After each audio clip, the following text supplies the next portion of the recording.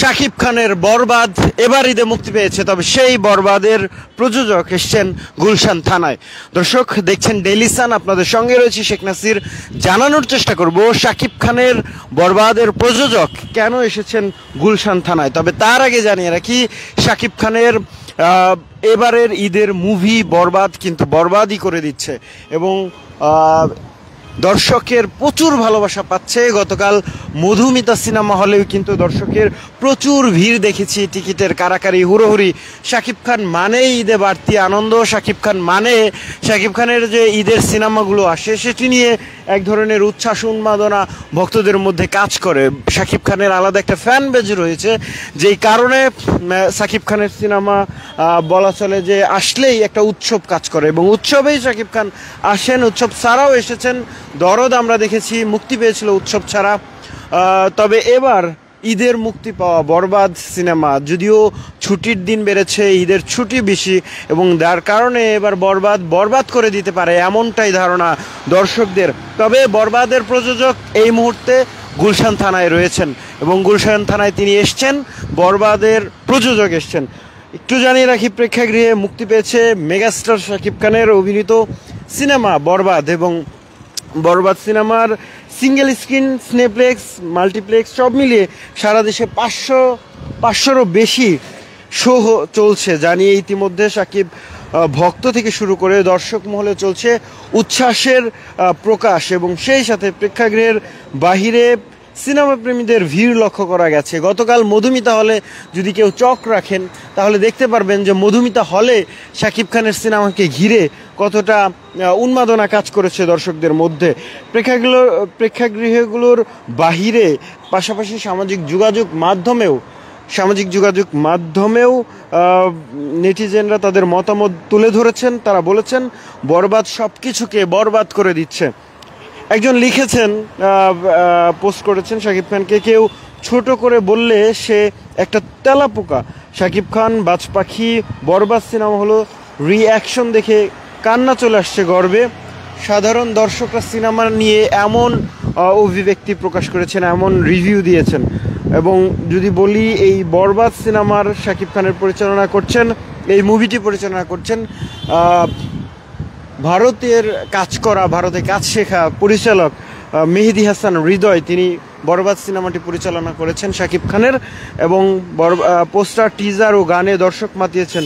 ছবিতে শাকিব খানের বিপরীতে অভিনয় করেছেন কলকাতার ইদিকা পাল। এর আগেও শাকিব খানের সাথে রাজকুমার সিনেমা করেছিলেন এবং সেই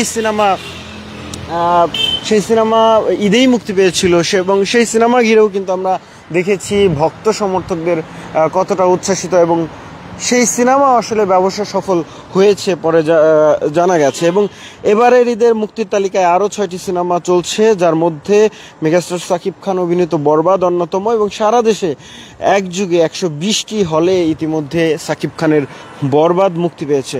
দর্শক, গুলশান থানায় রয়েছি, কে কোথায় থেকে দেখছেন জানাতে পারেন আমাদের মন্তব্যের ঘরে। এবং আপনাদেরকে জানাতে যাই, শাকিব খানের বরবাদ সিনেমাটির যে প্রযোজক তিনি গুলশান থানায় এসছেন এবং কেন এসছেন সেটি এই মুহূর্তে বলবো। কারণ শাকিব খানের সিনেমাটি ইতিমধ্যেই মুক্তি পেয়েছে, ব্যাপক সাড়া ফেলেছে শাকিব খানের এই সিনেমা এবং সেই সিনেমাটি ইতিমধ্যে অনেকটা বরবাদই করে দিচ্ছে অনেককে। শাকিব খানের নতুন সিনেমার খবরে দর্শকরা যেমন আনন্দিত হন, একইভাবে আনন্দিত হন হল কর্তৃপক্ষের কাছে নতুন একটা উপলক্ষ শাকিব খানের সিনেমা। ধুলো ঝেড়ে নতুন পোস্টারে সেজে ওঠে হলগুলো বরবাদের সিনেমার মুক্তি উপলক্ষে, এমনটাই চোখে পড়েছে এবারও। এবং ঢাকার মধুমিতা সিনেমা হল প্রাঙ্গণে যেন তিল ধারণার ঠাঁই ছিল না এবং যেখানে বরবাদের ছোঁয়ায় যেন নতুন করে প্রাণ ফিরেছে মধুমিতা সিনেমা হল। বরবাদের টিজার প্রকাশের পর থেকেই দর্শকদের অপেক্ষায় ছিলেন বরবাদ কখন আসছে, কবে আসছে, সেই অপেক্ষা ছিল সবার। 2024 সালে তুফান দিয়ে হল মাতিয়েছিলেন শাকিব খান সিনেমা হলে প্রাঙ্গণে আসা মানেই হইহুল্লোড়। বহুদিন পরে সেই হইহুল্লোড় দেখা গিয়েছিল মধুমিতা হলে, কারণ টিকিট নিয়ে ভাঙচুর ঘটনা ঘটছিল। তুফান দেখে দর্শক আনন্দ পেয়েছিলেন, বলা চলে তুফান এসেছিল তুফানের মতোই। তুফান নির্মাণের গল্প, গান সব মিলিয়ে এক হয়ে গিয়েছিল বলেই এমন ঘটনা ঘটেছিল দর্শক মতে। বিশেষ করে তুফানের গানগুলোর কথা বলতে গেলে এখনও লাগে, কারণ তুফানের যে গানগুলো রয়েছে এখনও সেই দুষ্ট কোকিল থেকে শুরু করে প্রতিটি গানই দর্শক সাড়া পেয়েছিল। এবার ঈদে মুক্তি পেয়েছে বরবাদ, এবং এই বরবাদ সিনেমাটি আরও দেশ কাঁপাবে, এমনটাই সিনেমা অঙ্গনে নতুন এক আশার সঞ্চার করবে। সিনেমা 28শে মার্চ বরবাদের আইটেম গান চাঁদ মামা মুক্তি পেয়েছে। গানটি প্রীতম হাসান করেছেন এবং গানটির কথাও সুর করেছেন প্রীতম নিজেই। গানটির দৃশ্যায়নে শাকিব খানের সঙ্গে পশ্চিমবঙ্গের নুসরাত জাহান রয়েছেন। দুজনের রসায়নও বেশ জমে উঠেছে। Real energy production YouTube channel ও প্রীতম হাসানের ইউটিউব চ্যানেলে মোট ভিউ হয়েছে আজ পর্যন্ত মিলিয়নেরও বেশি। বরবাদের সিনেমার গানগুলো যেমন দর্শক মহলে সাড়া ফেলেছে, ঠিক তেমনইভাবে বরবাদও সাড়া ফেলেছে, এবং যার জন্য বরবাদ একটা হুমকির মুখে পড়েছে। বরবাদ সিকিউরিটি পাইরেসির মধ্যে পড়েছে, এবং বরবাদের কিছু কিছু ক্লিপ দেখা যাচ্ছে সামাজিক যোগাযোগ মাধ্যমে, এবং সেই সামাজিক যোগাযোগ মাধ্যমে সেই ক্লিপগুলো ভাইরাল হওয়ার কারণেই বরবাদের প্রযোজক, পরিচালক এবং সংশ্লিষ্টরা গুলশান থানায় এসছেন। গুলশান